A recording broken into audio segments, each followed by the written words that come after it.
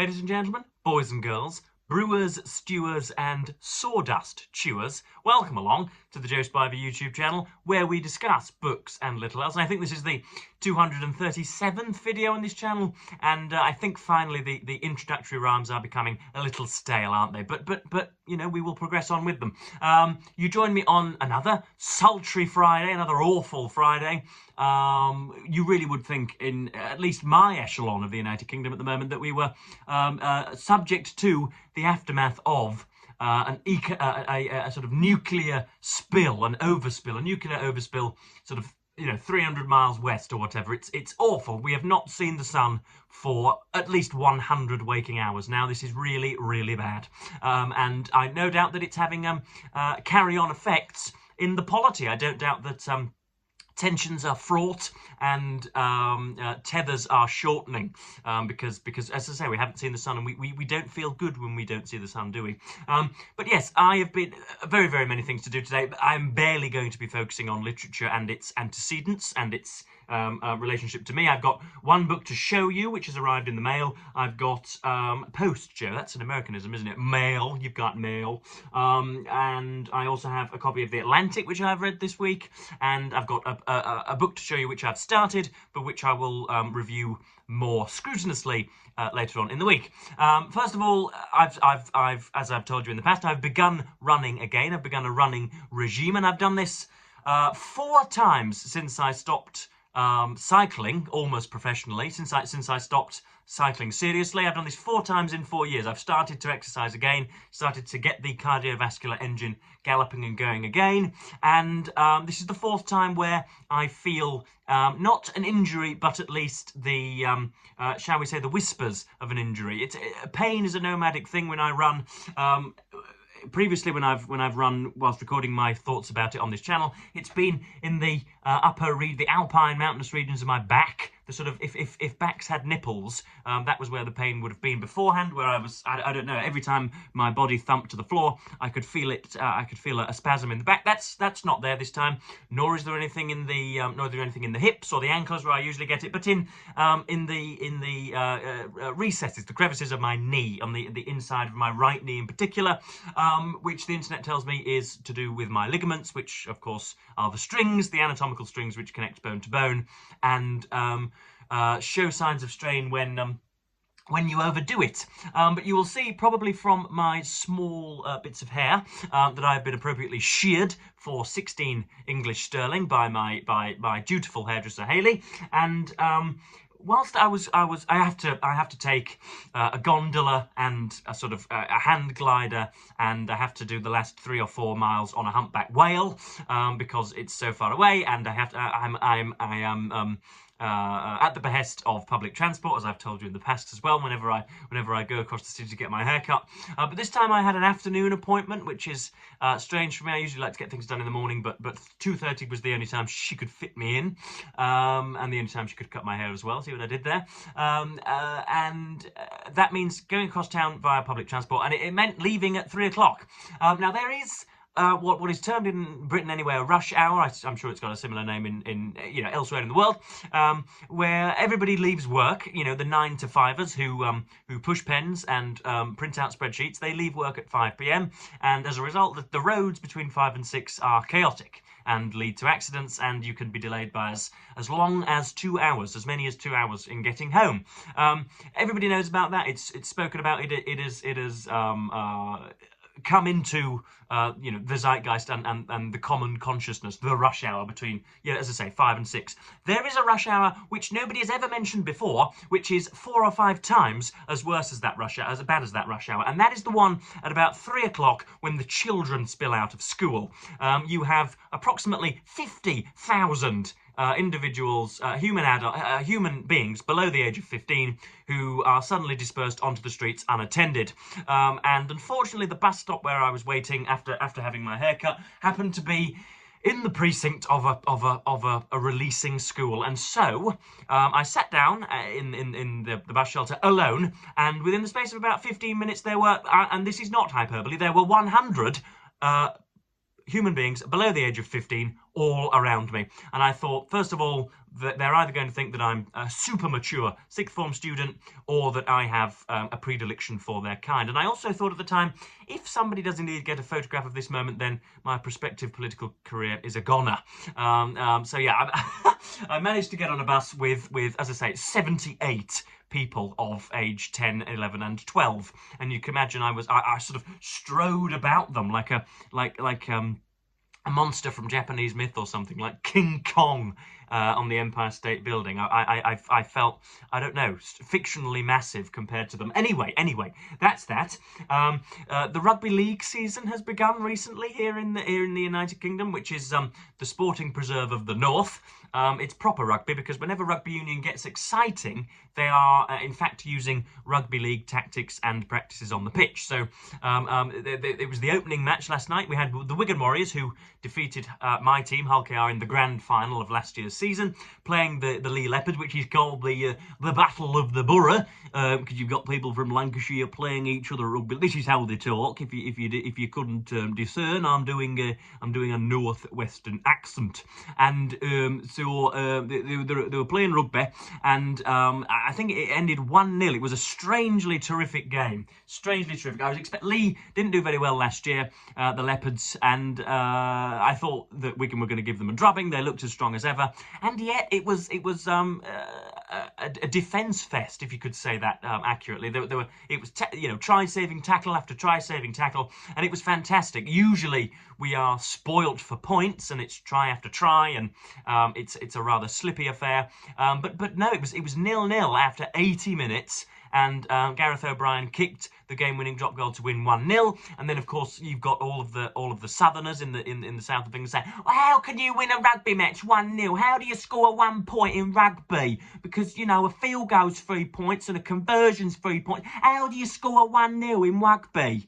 Not realising that in rugby league, a drop goal is worth 1 point. But these are just regional contretemps which I am airing. So yes, that's all a go. And Hull Kingston Rovers, who you will remember from last year, got to the grand final and played particularly well throughout the season, and have plugged holes in the transfer season and have bought, I think wisely, are playing this evening the Castleford Tigers, who are unbroadcastably bad at the moment. They are awful. They lost to a championship side by the name of Bradford Bulls last week in the warm-up matches. So we should slaughter them, absolutely slaughter them tonight. And if we don't, it will be an abject failure. And if indeed you care for my thoughts on rugby league, then you can have a little look on my Substack. I posted about what it was like to grow up being a Hull Kingston Rovers supporter, being a Robin, and what it's like now that we are uncharacteristically successful. But yeah, I'm waffling on, aren't I? We're already 8 minutes into this goddamn show. So we have something which I received in the mail the other day. I have now got at least 6 or 7 review copies, which the positives and negatives of which will feature heavily in some of my book criticism for Open Letters review soon, hopefully. And we have here Philip Sands' book, 38, I'm going to pronounce it 38 Londres Street, I think. This is out in early April and comes from Hatchet. And the specific imprint is published by W&N. There you go. Phillips. We might as well show you the pub sheet. We have a printing in colour, no less. How extravagant! There's Philip Sands there. That was presumably taken on a potato. And this is the book in question. The subtitle is On Impunity, Pinochet in England and a Nazi in Patagonia. And there is the eponymous Mr. Pinochet there. He was the Chilean dictator, wasn't he? And you can see him there. He is, what should we say? I think he's sort of wisely amused by something in the middle distance there, isn't he? So that should be jolly good. 300-ish pages. Let's have a look. We've got acknowledgements and a bibliography in the back. Yeah, 350 pages, and it's a tall book, as I'm sure you can see. In not A3, but you know what I mean. It's bigger than a trade paperback. So that would be nice to get into. And yeah, that comes on the 3rd of April. I'll give you some synopsis. Where should we go? In his most ambitious and gripping narrative yet, best-selling author Philippe Sands, as I should pronounce it, uncovers a chilling historical crime that has real-world impact today. So it goes from Santiago I'm going to pronounce it Chile, but I know that you Americans pronounce it Chile. Punta Arenas in Patagonia, which of course is the southern tip of Argentina, for those who are unaware, and London in 1988. So it's all about spying and about, I believe, a person connected with Mr. Pinochet who helped a Nazi meddler emigrate to Argentina after Hitler shot himself in that bunker. So yes, that's 38 Londres Street, and I'll be reading that and writing about it jolly soon, I should think. But we do have a copy of The Atlantic too. I don't know whether I'm going to read any of it out, but I've got a few comments on it. I think this is one of the last surviving magazines which is worth my I was going to say worth my 2p there, but it's not. It's worth my £11 sterling. I went into W.H. Smith's and found, that's obviously Seamus Heaney on the cover, and I know that a few people write in here whose work I've admired in the past, so I picked up a copy and took it to the counter. And the lady said, "That'll be £10.99, please." And I said, "Oh, no, I'd only like the one. I don't need a box set of 7 for the rest of my family." She said, "No, that is the price for one," which is ridiculous. But there we are. Inflation being as it is, these are the times. And so yes, that's Seamus Heaney. Sort of, I don't know what is he there? He's I think he's ready to defecate, isn't he? That's Seamus Heaney at the Royal Society of Literature or something. And yes, actually a beautifully poignant piece in here by Caitlin Flanagan. She is the daughter of a famous Irish writer whose forename is going to evade me, but whose surname was obviously Flanagan, who was a friend of Heaney's, I think, after he'd won a prize and therefore flush with the proceeds of that prize and with the sales of his poetry collections, went across to California, I think, and or Princeton, somewhere, and as a result, their families were enmeshed. A really, really nice piece. Bits on rodeo, which I skipped because I haven't the foggiest, and then dispatches, which is their main section on politics. And you've got some people making erroneous conclusions. George Parker in here writes about, but the 2024 election has shown that the dominant political figure of this period is Donald Trump, who, by the end of his second term, will have loomed over American life for as long as Franklin D. Roosevelt's dozen years as president, making the incorrect assumption there that the orange burger-addled demagogue will leave office after 8 years, or after 4 years in 2028. He will not do so. He will. He's already said as much, and Steve Bannon has also confirmed those claims that it apparently wouldn't be entirely unconstitutional. Of course, it would be if he were to remain and run in 2028, but he'll absolutely do it if the syphilis or the clogged arteries don't get him first. So yeah, this was talking about how the Democrats can rally themselves. I am a little bit disappointed in the Democrats. I know that the Republic is doomed, but you'd have thought that there would have been somebody besides Chuck Schumer and the other gentleman who's always on Fox News. What's his name? I can't remember. Younger chap, homosexual. What's his name? For Christ's sake, everybody's screaming it at the screen, and I can't remember. Anyway, doesn't matter. I thought they would have mounted a sterner defence, but you can't when you have a media space which ignores the evidence of its eyes and ears. Next up, we have The Gender War is Here. This is by Sophie Gilbert, What Women Learned in 2024, trying to walk the tightrope between acknowledging terminal misogyny in the society and as per usual, doing what 78th wave feminism does, which is advocating for the state-sponsored removal, dislocation, and eventual liquidation of all human adult males in rural Poland. That's what 78th wave feminism wants. So you've got to walk on that tightrope in your commentary. And unfortunately, I wrote at the start here, I predict she'll have men lorried in as fickle, stomping ogres, brutally ruinous to the dainty dames by their side. Look how good I can be even when reading. So that's pretty much how she went. Of course, she was acknowledging the implicit misogyny of nearly everyone in the podcast space: the Rogans, the Theo Vons, the Petersons, the Shapiros, the Tim Pools, the Milo Yiannopoulos of the world. So yeah, that was a nice piece. Marauding Nation by David Frum, talking about America being a global bully. I think today will be the day in which for some reason, peace is mediated between Russia and Ukraine to the detriment of Ukraine, and without their leaders' consultation. Isn't that fine? And then we have a piece by Helen Lewis, the best piece, I thought. And Helen Lewis is she's obviously a writer at The Atlantic. She is a British journalist who if she's watching this video, which of course is not the case, but if ever she were to watch this video and she heard me mention Jordan Peterson, she'd bust a gullet, or whatever the phrase is. She sat down for an interview with British GQ and Peterson at least 5 years ago now, perhaps longer, 10 years ago maybe, where, of course, the Petersonians of the world would say that he floored her with his talent, and the rest of us would see him for the spoofing charlatan that he is.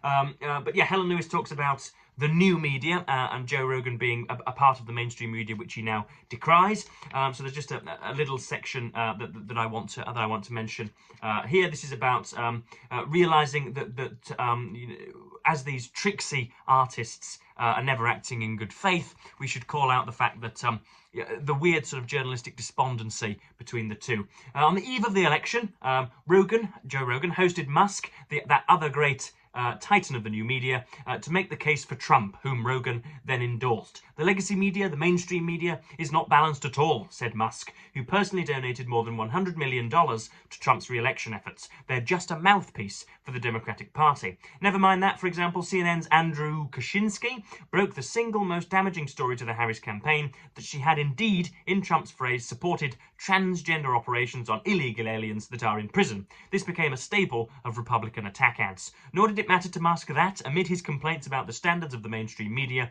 he has repeatedly promoted fake stories about Nancy Pelosi's husband, about gangs attacking polling stations during the recent Venezuelan election, and even about a dead squirrel whose euthanasia the right saw as evidence of government overreach. When he is proved to be wrong, often by the same legacy media that he decries, he tends to delete his posts without a correction or an apology. Yeah, it is strange, isn't it, the double standard. The BBC and ITV have to get every single syllable of everything correct, otherwise they are deemed by the right an organ of misinformation. And Joe Rogan can talk about sharks eating tigers, and that is apparently evidence of him being, you know, a paragon of epistemic standards, which is bogus on its own face. But yeah, there we are. That's the new media. As I say, there was a bit on rodeo, which I haven't looked at, and then there's the piece on Seamus Heaney, which is very, very nice. There was a particular phrase which I liked. I can't quite remember what it was. And then there was also a piece called The Fraudulent Science of Success by Daniel Engber, which focuses on, which school was it in particular? It was, I think it was Harvard Business School and another similarly prestigious institution, which whose professors have been fudging the evidence in order that their findings might comport with their initial prejudices. So that's very, very interesting indeed, and yeah, is an analysis of illegitimately conducted research. Next up, we have stuff on Hawaii, which I didn't really bother with either. Of course, you can tell, you can get an insight into the clientele of these magazines by the nature of the adverts. You have an advert for a book, so they're obviously bibliophiles who read this, and then right at the start, you also have, I wanted to mention, you have Bohemian Feng Shui. I don't know what that is, but that I think is meant to comprise, or meant to sit in the middle of a cloakroom or something. I'm not sure what it is. It looks like one of Poison Ivy's little toys, doesn't it? But I'm not sure. Then we have what the Atlantic terms the culture critics. We have Sahil Desai talking about home pizza ovens, domestic pizza ovens, and how many of their manufacturers have cornered the market and are putting decent pizza sellers everywhere out of business. And then we have Bob Dylan's Carnival Act, and this is by James Parker, and somebody who takes a pop at Bob Dylan. I'm not very particular with his, I'm not particularly familiar with Bob Dylan's output, but I know from the people who praise him that he is almost certainly overrated.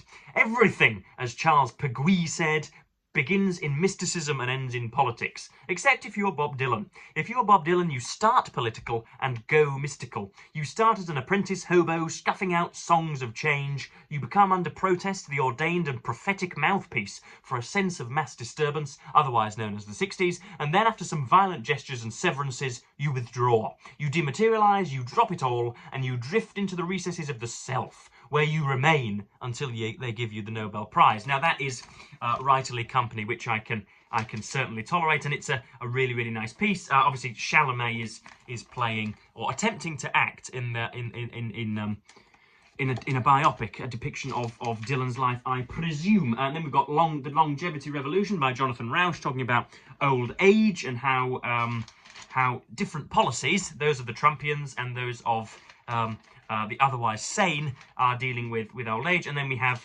a crass piece of fiction in the back.